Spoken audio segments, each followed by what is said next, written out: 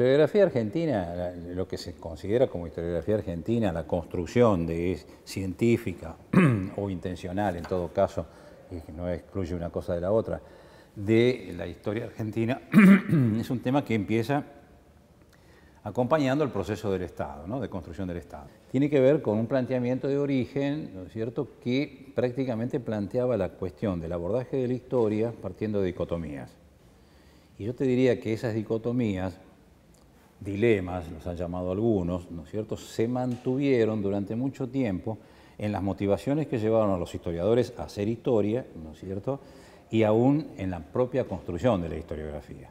¿Te das cuenta? Bueno, si partíamos de civilización y barbarie en el siglo XIX y le dieron a civilización y barbarie distintas, diríamos así, significaciones, distintas connotaciones, y yo te diría que eso es una constante.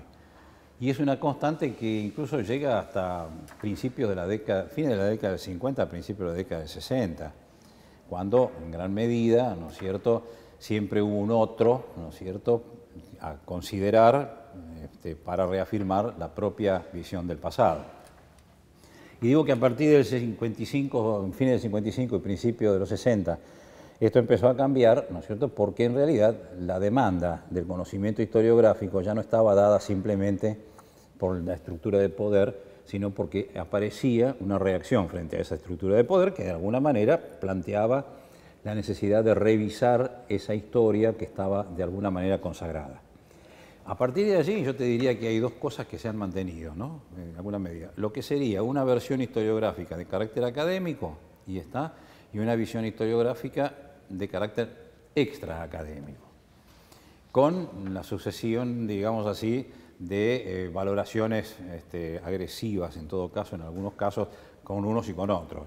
La historiografía extraacadémica, ¿no es cierto?, es una historiografía inficionada por proyectos políticos, tendenciosa, no construida según los cánones, ¿no es cierto?, rígidos del conocimiento científico de la historia. Y la otra, ¿no es cierto?, que es una versión historiográfica que compromete determinados intereses que no son los intereses populares o nacionales. ¿Te das cuenta? Entonces, de una u otra manera, estuvieron digamos así, como quien dice, manteniendo esa visión diferenciada, con distintos mensajes en cada caso.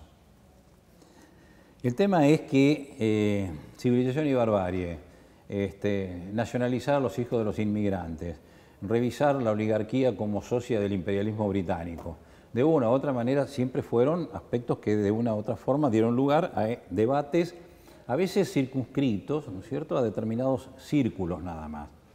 Lo que ocurre con relación a la década del fines del 50 y principios de los 60 y 70 es que esos debates dejan de ser propios de pequeños grupos o de espacios académicos cerrados y se transforman en debates públicos, populares.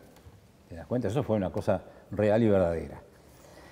Esa visión, ¿no es cierto?, digamos así, encontrada de dos formas de hacer historia, se mantuvo en el debate en la década de 60 y 70, hasta el proceso. Con el proceso, se acabó.